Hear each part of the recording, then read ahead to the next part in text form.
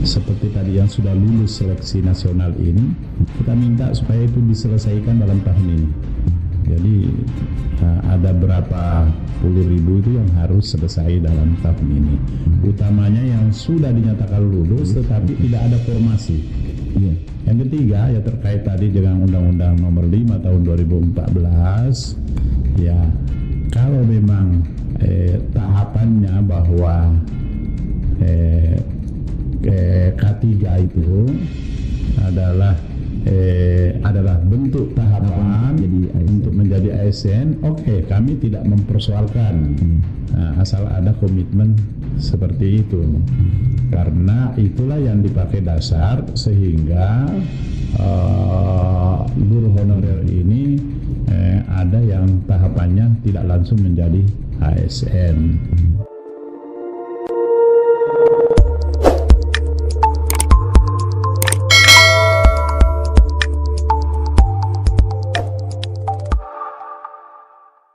Selama 5 bulan terbentuk pansus ini, Pak, hal-hal yang telah dilakukan selain tadi mendorong untuk bagaimana kemarin penerimaan CPNS ini mengutamakan lebih banyak guru honorer itu, Pak?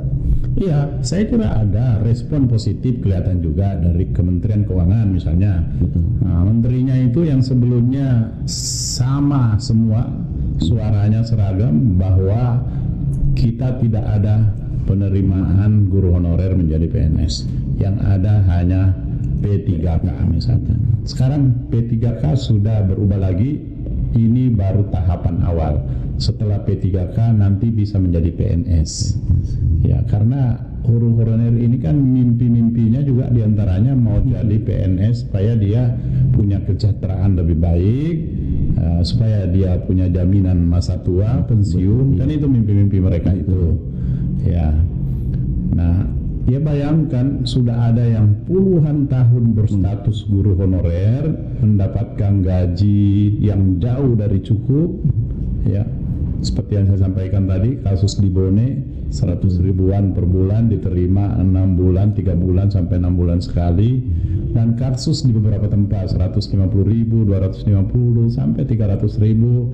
Itulah yang mereka perjuangkan. Ada kepala sekolah yang datang ke teman-teman bertemu dengan bercelana dengan ikat pinggang dari tali rapia.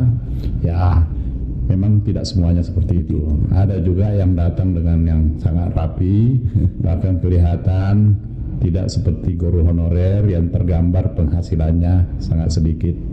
Tapi mereka sudah bicara, Pak, suami saya punya kerjaan juga yang lain dan saya dapat bantuan dari dia. Jadi ini masalah ini sangat serius, masalah ini sangat fundamental. Saya ingat pesannya dulu Muhammad Natsir, mantan Perdana Menteri pertama Republik Indonesia, kalau ingin melihat wajah Republik ini di masa depan, melihatlah wajah guru saat ini. Karena itu saya kira terkenal juga di Jepang bagaimana setelah bom Hiroshima dan Nagasaki, kemudian pimpinannya tidak menanyakan berapa kekuatan militer yang tersisa, tapi dia mempertanyakan masih ada berapa guru yang kita miliki. Tapi setidaknya Bapak bahwa terbentuknya pansus ini memberikan harapan kepada guru honorer bahwa ada muara yang selalu menampung aspirasi mereka, karena memang selama ini Bapak setiap peringatan Hari Guru Nasional maupun momen-momen penerimaan pegawai, gelombang guru ini datang berdemonstrasi dari kabupaten, dari provinsi sampai ke pusat, tetapi semacam aspirasi saja yang ditampung tanpa ada dorongan untuk menyalurkan aspirasi mereka. Tetapi ketika misalnya ada pansus ini, Bapak, kita memang melihat bahwa ada tempat khusus untuk mengadukan keresahan mereka di masyarakat atau nasib mereka selama ini. Ya, dan betul setelah kami pertemukan dengan misalnya kementerian, dari organisasi-organisasi mereka, dari PGRI, dari Ikatan Guru Honorer, dari GTK HNK itu yang usia 35 ke atas, ada perubahan cara pandang juga dari pemerintah. Misalnya sekarang pemerintah sudah berkomitmen kita akan menyelesaikan dan tidak akan ada satupun tersisakan sampai melewati tahun 2023. Saya kira ini sudah komitmen yang bagus. Kemarin saya panggil Kementerian Dalam Negeri, dia juga berkomitmen bahwa pejabat-pejabat daerah yang nakal yang tidak mau menandatangani SK para guru honorer, karena ada guru honorer yang sudah dinyatakan lulus seleksi nasional, tapi di kabupaten pimpinan daerahnya tidak mau tanda tangan. Ternyata setelah disusuri, ya karena yang lulus bukan yang mereka hendaki, dan itu susah untuk merubahnya karena pengumumannya online, beda sebelumnya lewat teks. Bisa dirubah baru dikirim lagi bahwa ini salah nama. Kalau sekarang nggak bisa, semua orang sudah membaca secara terbuka, dan itu banyak kepala daerah yang seperti itu.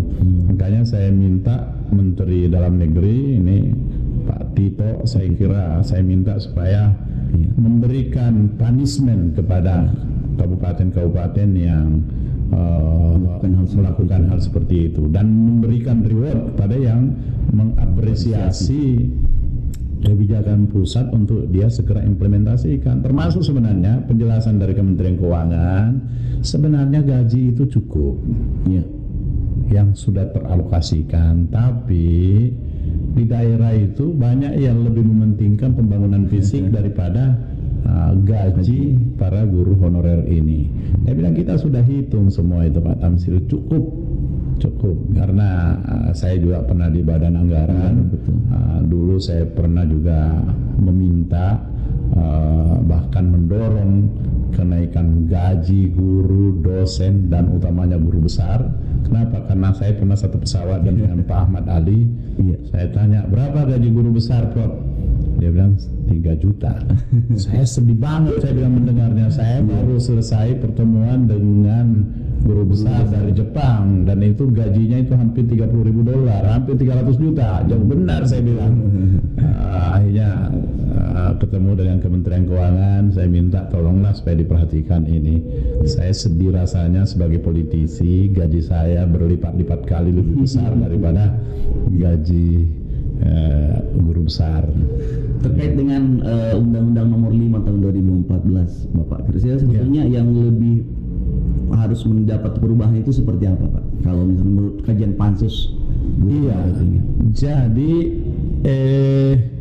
Undang-Undang Nomor 5 tahun 2014 ini kan terkait dengan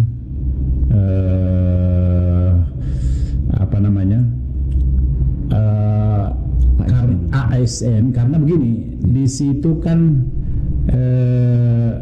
P3K kan penekanannya. P3K bagi kita oke lah, selama P3K itu adalah merupakan jenjang, enggak begitu masalah.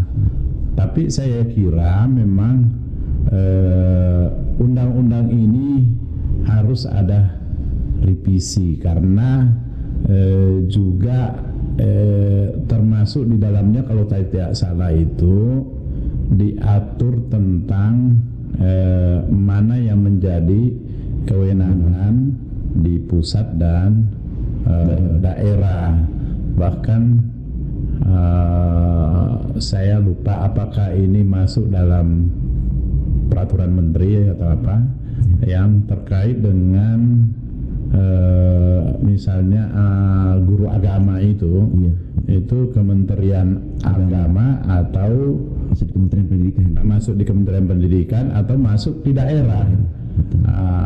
Ini makanya kita merekomendasikan, sama pendapat kami dengan Komnas HAM, harus ada suatu lembaga yang dibawa Presiden langsung supaya bisa mengatasi masalah ini tanpa ada arogansi sektoral. Ya.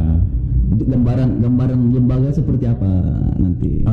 Belum kita tentukan apa badan yang menangani persoalan guru aja ini supaya ini bisa tuntas. masalah ini. Jangan berlarut-larut, setiap tahun selalu ada masalah seperti ini muncul. Sebetulnya selain misalnya penganggaran, terus kompetensi guru honorer ini, sebetulnya yang menjadi, kalau kajian pansus guru honorer itu yang menjadi alasan sehingga persoalan seperti ini berlarut terus seperti apa, Pak? Selain anggaran yang terbatas tadi, kemudian kompetensi yang tidak pernah diperbarui, alasan lain sehingga kebijakan pemerintah terhadap guru honorer minimal menaikkan gajinya yang kalau disulsel ini Bapak sekitar 15.000 per jam untuk saat ini. Apakah tidak ada kendala-kendala lain yang dihadapi oleh pemerintah? Ya, itu yang disampaikan ke kami itu, bahwa ya, di samping kendala keuangan, ya kompetensi itu yang paling serius itu, karena dia bilang kalau ini kita masukkan dalam sistem, maka kita ini tidak akan pernah bisa bergerak dari peringkat 62 dari 72 negara ini. Itu saya kira itu alasan yang korbannya adalah guru honorer, saya bilang. Ya, sama dengan sekarang yang sudah lulus seleksi nasional, itu kemudian misalnya saya ambil satu contoh ya, di Pangkep itu ada 664 guru honorer yang lulus seleksi nasional semenjak tahun 2014. Nah, terakhir itu dinyatakan bahwa itu sudah kedaluarsa karena tidak ditandatangani oleh Bupati SK-nya. Bupati sendiri punya alasan tidak ditandatangani karena ada satu undang-undang yang mengatur bahwa Bupati tidak diperkenankan untuk merekrut guru honorer, untuk merekrut termasuk mengangkat, termasuk meng-SK-kan. Jadi harus dicabut dulu itu baru tanda tangan. Makanya rekomendasi kami ini mencabut itu. Mencabut supaya segera Bupati menandatangani itu yang sudah dinyatakan lulus. Ya. Dalam 6 bulan kerja pansus ini, di tahun ini program-program kerja yang dirancang sampai akhir tahun apa? Kita sudah sangat maju karena misalnya pemerintah sudah punya komitmen, ya, pokoknya harus selesai semua ini paling telat tahun 2023. Itu satu. Yang kedua, masalah-masalah yang mengganjal seperti tadi yang sudah lulus seleksi nasional ini, kita minta supaya itu diselesaikan dalam tahun ini. Jadi ada berapa puluh ribu itu yang harus selesai dalam tahun ini. Utamanya yang sudah dinyatakan lulus tetapi tidak ada formasi. Iya. Yang ketiga ya terkait tadi dengan Undang-Undang Nomor 5 tahun 2014. Ya, kalau memang tahapannya bahwa K3 itu adalah bentuk tahapan untuk menjadi ASN, oke, kami tidak mempersoalkan, asal ada komitmen seperti itu, karena itulah yang dipakai dasar sehingga guru honorer ini ada yang tahapannya tidak langsung menjadi ASN tapi P3K. Nah, P3K kan ini ada kelemahannya juga karena itu sifatnya kontrak. Nah, kalau sifatnya kontrak, sewaktu-waktu itu bisa dia dinyatakan kompetensinya lagi rendah sehingga kontraknya dihentikan. Nah, itu kan lebih parah juga. Artinya janganlah membuat suatu aturan atau perundang-undangan yang menjebak para guru honorer ini untuk disingkirkan. Ini betapa jasanya mereka ini luar biasa. Apapun yang dikatakan, kami juga besar dari guru bantu dulu namanya, guru honorer. Ya, kita semua merasakan itu. Jadi jangan sampai kita kemudian tidak mengapresiasi bahkan mengorbankan mereka. Saya tahu di dalamnya ada kepentingan politik untuk rekrutmen mereka. Banyak yang mungkin dulu tidak berlatar belakang